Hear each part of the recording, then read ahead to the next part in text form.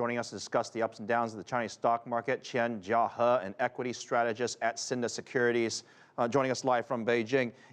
Welcome to the show. First of all, it's no secret that the Chinese markets are volatile.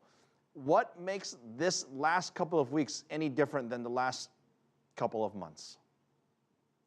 Well, it's exactly the reason that the monetary fund is, the monetary rate is really jumping in the repo market, that we call it. Currently, Chinese investors are really nervous about that, and I think this is the main psychological reason behind it. Another thing is that you normally see Chinese market perform quite bad after May of every year, so in June or July. And in America, we call it sell in May and go away, and it looks like in China it's happening the same thing. So I think these are the two reasons. Vivi was talking about the downgrades earlier. There's also the Goldman downgrade on the Chinese. Look, we all know that the growth in China is slowing. The question is, will it slow to a situation where the government begins to worry? Are we there yet, or does it have to get worse before the government steps in? I think the situation might get a bit worse because China has really relied very heavily on investment in the past. Looks like the pace of investment is currently not as fast as it was. Another thing is that property price is so huge, is so high in China. If you look at Beijing and Shanghai, if you compare the price of the property to the annual rent, is about 60 to 70 times, which is extremely high. I mean, remind you that the United States housing market was only 35 times before the crisis of 2008. Therefore, I do think if the government do not step in, there might be some coming problems on the economy. Could you explain, for our viewers, obviously in China and around the world, this credit crisis that we keep talking about? Because experts are saying that the government is creating this credit crisis to basically reduce the credit that's available. It makes me feel like it's almost like this is a pre-planned situation where the markets kind of calm down, there's a slowdown. Explain to us what this credit crisis is and how might it get resolved.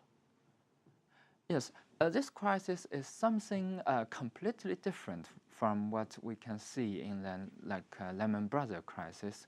It is actually, I don't think it's pre-planned at all. It is just coming out of a certain point because Chinese banks always tend to increase their holding of cash at the end of every 6 months or every quarter. Therefore, when these things all happens, the banks were not very well prepared. When everything just goes together, the money rate just jumped up. And central bank decided this time, different from the Euro case, that they do not want to step in, but they want the banks to have a little stress test. So this is entirely different from a systematic corruption but it's just, I think it's something that we don't have to worry too much about. And I think it's the reason that why the central bank is not stepping in, because they still think the thing is very well under the control. One of the big questions the global investor has, whether you're in Hong Kong, London, or New York, is how much do I invest in China and when do I do it? So let me ask you this question.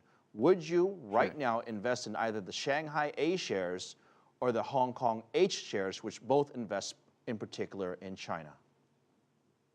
Well, to this particular question, you have to look at many sides. The first is small cap companies in Asia is really expensive. It counts about 80 to 90% of the stocks. I don't mean the market cap, but I mean the numbers. I don't really want to look at small cap companies, which I have been talking for a few years because of their high valuation. Another thing, if you talk about the Shanghai Asia, the blue chip companies and the Hong Kong shares, I would say they are quite equivalent at the moment because there is an index called the Hang Seng Shanghai and Hong Kong Premium Index. It's about 100 now, which means the price is quite equivalent. So if you look from the valuation side, they're quite the same. But Chinese Asia is always having a higher premium compared with the Hong Kong's valuation. Therefore, I would say if I invest, I would choose Asia rather than Hong Kong. Another thing is appreciating RMB, of course. But another thing is that currently the trend is very bad from the market that we can see yesterday. We fell almost 6%. But there is another word we always say in the market that you cannot predict, but you can prepare. It is the thing that you don't really know when the trend will reverse or not. But currently Asia is trading at, I mean the blue chips, of course, is trading about 9 9 to 10 times PE ratio, and it's about 1.3 to 1.4 times PE ratio. And China has no foreign debt at all, and therefore, I personally think it is really time to invest. You should, I would say, 60 to 70% position in it would not be a bad idea. All right, Chen Jiahe, Cinda Securities, thank you very much. China, obviously a very exciting market to watch, and of course.